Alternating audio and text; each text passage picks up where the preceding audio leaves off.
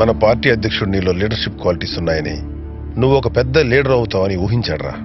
ఇప్పుడు మన పార్టీలోనే కాదు, రూలింగ్ పార్టీలోనూ ప్రజల్లో కూడా నువ్వు పెద్ద చర్చనీయాంశం అయ్యావు. అందుకే మన పార్టీలో నీకు ఎమ్మెల్యే టికెట్ ఇద్దాం అనుకుంటున్నారు. I'm very happy. నాకు కూడా చాలా హ్యాపీగా ఉంది డాడీ. జనాలకి దగ్గర అవుతూ నేను అనుకుంది కూడా సాధించబోతున్నందుకు. నీ నమ్మకమే నీకు శ్రీరామకృష్ణ.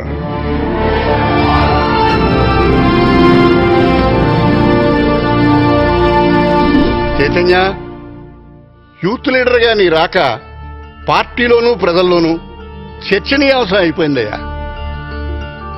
అసలే మన పార్టీ విశ్వాసం కోల్పోతున్న ఈ రోజుల్లో నిన్ను మీ నాన్న యూత్ లీడర్గా చేయమన్నప్పుడు ఎంతో ఆలోచించాను. కానీ పదవిలోకి వచ్చినప్పటి నుంచి నువ్వు చేపట్టిన కార్యక్రమాలు, వాటి వల్ల ప్రజల్లోకి వస్తున్న స్పందన చూస్తుంటే ఇట్స్ గ్రేట్. నీలాంటి వాడికి ఎమ్మెల్యే సీట్ ఇవ్వడం వల్ల నువ్వు గెలుస్తావు, నీతో పాటు అందరినీ గెలిపిస్తావు. చెప్పు చైతన్య, ఏ నియోజకవర్గం నుంచి పోటీ చేస్తావు చెప్పు. మీరు నాపై చూపించిన నమ్మకానికి చాలా సంతోషం. కాకపోతే నేను ఎమ్మెల్యేగా నిల్చోవాలంటే నేను అనుకునే కొన్ని కండిషన్స్ ని మన పార్టీ ఎజెండాలో చేర్చుకోవాలి. ఏంటి కండిషన్సా? పార్టీ ఎజెండాలోనా? ఏంట్రా నువ్వు అనేది? అవును నాన్న. రేయ్, పార్టీలో ఎంతో మంది సీనియర్స్ ఉన్నప్పుడు మధ్యలో నీ పెత్తనం ఏంట్రా? నోరు మూసుకుని అధ్యక్షులు చెప్పినట్టు చేయి.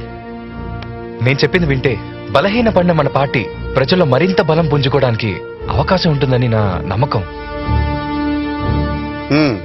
ఏమిటో చెప్పు. సార్, నేను చెప్పాలనుకుంది. ఏంది అధ్యక్ష ఆ పిల్లగా చెప్పేదండి, మేము వినేదండి. పెన్నానది డ్యామ్ గురించా?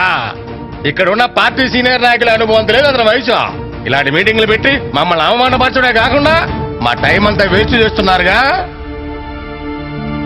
పార్టీ అంటే మనం ఓడినా గెలిచినా మనమే బాధ్యత వహించాలి. 10 సంవత్సరాలుగా ఆ పొజిషన్లో ఉన్నాం, నానాడికి దిగజారుతున్నాం. పోనీ ఎలక్షన్లో గెలవాలంటే ఏం చేయాలో మీరే చెప్పండి.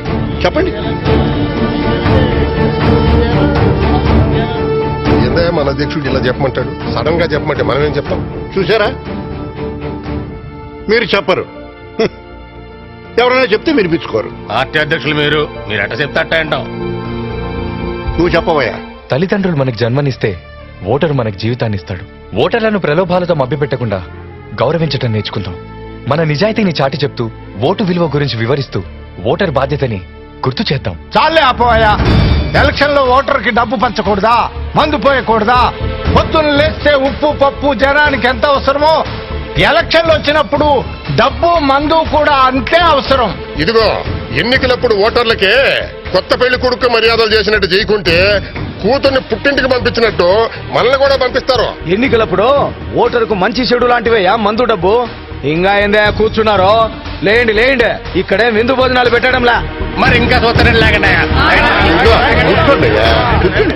చైతన్య చెప్పేది కదా, వినండి అయ్యా. అతను చెప్పేది వినడం కంటే పార్టీ నుంచి బయటకు వెళ్ళిపోవడం మీరే పెంచట్లా. ఆ సంగతి అయితే మీరే నిర్ణయించుకోండి. ఇగో నాయక్ గారు, ఉడుకుని రాజకీయాలకు తీసుకురావడం తప్పేం కాదు, కానీ కొత్త ఐడియాలతో పార్టీపై ప్రయోగాలు చేయొద్దని చెప్పండి.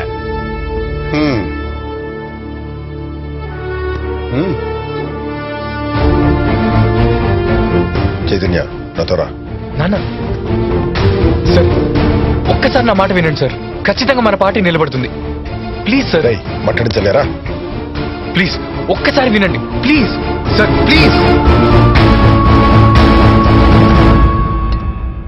రేయ్, మొండితనాన్ని పోయి భవిష్యత్తును పాడు చేసుకోకు. ఇది మొండితనం కాదు నాన్న, నమ్మిన సిద్ధాంతం. ఏంట్రా నీ బోడి సిద్ధాంతం? ఇప్పుడు నీకొచ్చిన అవకాశం ఎంతో కాలం పార్టీలో తిరిగి ఎంతో మందిని కలుపుకుంటే గానీ రాదు.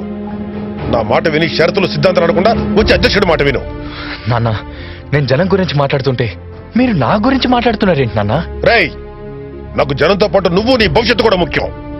నేను లేకపోయినా నువ్వు ఆనందంగా ఉండడమే నాకు కావాలి. తండ్రిగా నా గురించి ఆలోచించడంలో తప్పులేదు, కానీ అది మన కుటుంబానికే పరిమితం అవ్వాలి.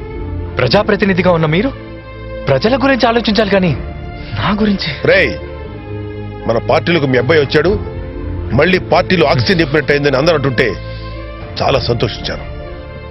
కానీ ఇప్పుడు నీ ప్రవర్తనతో ఆ సంతోషం అంతా ఒక్కసారి తొంగలో తొక్కినట్టు అయిపోయింది. చైతన్య, ప్లీజ్ రా. ఎమ్మెల్యే సీట్ ఇస్తారని చెప్పగానే జనానికి మంచి చేసే అవకాశం రాబోతుందని ఆనందపడ్డాను. కానీ ఇక్కడికి వచ్చాక అర్థమైంది మీరంతా ఎంత బాధ్యతారహితంగా ఆలోచిస్తున్నారని. ఏంట్రా బాధ్యత? ఒక కన్న తండ్రి ఆవేదన అర్థం చేసుకోలేని వాడివి రేపు ప్రజల సమస్యలను ఎలా అర్థం చేసుకోగలవు? నన్ను సెంటిమెంట్ తో కొట్టినంత మాత్రాన నన్ను నేను మోసం చేసుకోలేను. అంటే ఏంట్రా నువ్వు చెప్పేది? నా మాట విన్నంటావు. ఇప్పుడు చెప్తున్నాను, నువ్వు నా కొడుకు అయితే నేను చెప్పినట్టు విను, లేదా అసలు నా కొడుకే లేడు అనుకుంటాను. ఆ రోజే మెమ్మతో పాటు చనిపోయాడు అనుకుంటాను. పోరా. మీ ఇష్టం వచ్చాడు అనుకోండి, అసలు కొడుకే పుట్టలేదు అనుకోండి, పుట్టినా చచ్చాడు అనుకోండి, కానీ నేను మాత్రం మీరు చెప్పినట్టు చేయను. నేను నమ్మిన ఆశయాల కోసమే పనిచేస్తాను. మీ పార్టీ అధ్యక్షులు వారు ఒప్పుకోకపోతే కొత్త పార్టీ పెట్టైనా నా ఆశయాలకు అనుగుణంగా నడుపుతాను.